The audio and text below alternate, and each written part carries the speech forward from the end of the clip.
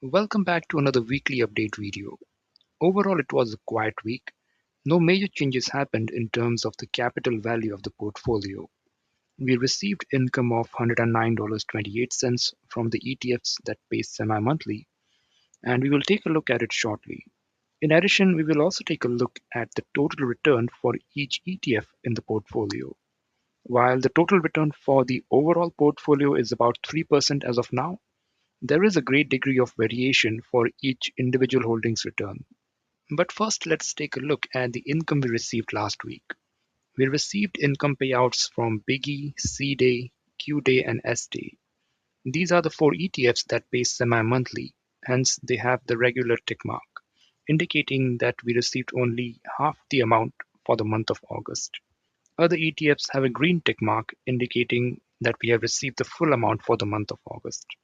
In addition, we also received payout from Utes for $9.66 this past week. This amount will be higher in September since we recently purchased another 170 units of Utes. Since the portfolio's capital value did not fluctuate in the past week, these payouts have helped slightly increase the total return. This is the position as of August 14th, 2026.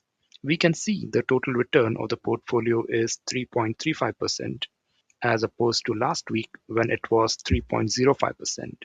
There are no major changes in any of the remaining figures, but one major change you might observe is the last column. Previously, the last column simply outlined the margin requirement percentages for each ETF in the portfolio, but I have now replaced it with a column that indicates the total return for each individual ETF. The percentages we see in the last column take into account the capital value fluctuations as well as the income payouts for each ETF. I think this is much more informative and provides a better picture of how the overall portfolio is doing. Out of the 12 holdings, 7 ETFs have a positive total return, while 5 ETFs have a negative total return. First, let us take a look at the positive ones. The two best performers are SHPE and MSHE. Both of these are single stock ETFs holding Shopify and Microsoft respectively.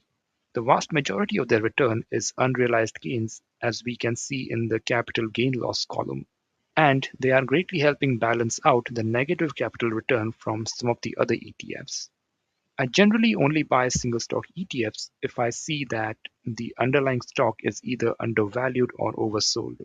Shopify and Microsoft were definitely undervalued when I bought these ETFs, and the market has since priced them fairly. However, I'm not always right, as we can see with the other single stock ETFs. The two worst performing ETFs are YTSL and MSTE. The underlying companies for these two ETFs are Tesla and Strategy, respectively. When I bought these ETFs, I honestly thought that both these companies were very much undervalued, but there was definitely more downside remaining for both of them. I'm still going to hold on to them because I still think there is room for recovery for both these companies.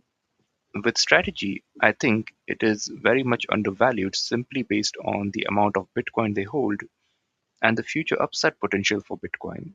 With Tesla, it's a bit of a mixed bag. Its profitability in recent years has been declining, but at the same time, it is a cult stock and has arguably a large number of investors who simply hold it because they believe in the company's vision. At the same time, the YTSL ETF itself has a really good consistent payout history. So even though it is not performing well right now, in the long term, it could go back to positive. All we need is a really good profitable quarter from Tesla. Last but not least, I want to highlight Biggie, which is the worst performing diversified ETF in the portfolio. We can see that in the income paid out column, it has paid out the highest amount of income, but in terms of its capital value, it has also lost the highest amount. Evolve, the company which manages Biggie, did recently add more defensive sector stocks in this ETF to make it a little more balanced in terms of sector allocation. I do believe this change could result in lower loss of capital value in the future, or maybe even some recovery from its current share price. At the end of the day, I see Biggie as the ETF that helps boost the overall income of the portfolio. Evolve has a history of paying out very consistent income for all of its ETFs, and as long as the payouts are consistent for this ETF as well, I'm not complaining. The rest of the ETFs are more or less performing as expected, with either a plus or minus 2 to 3% in terms of total return.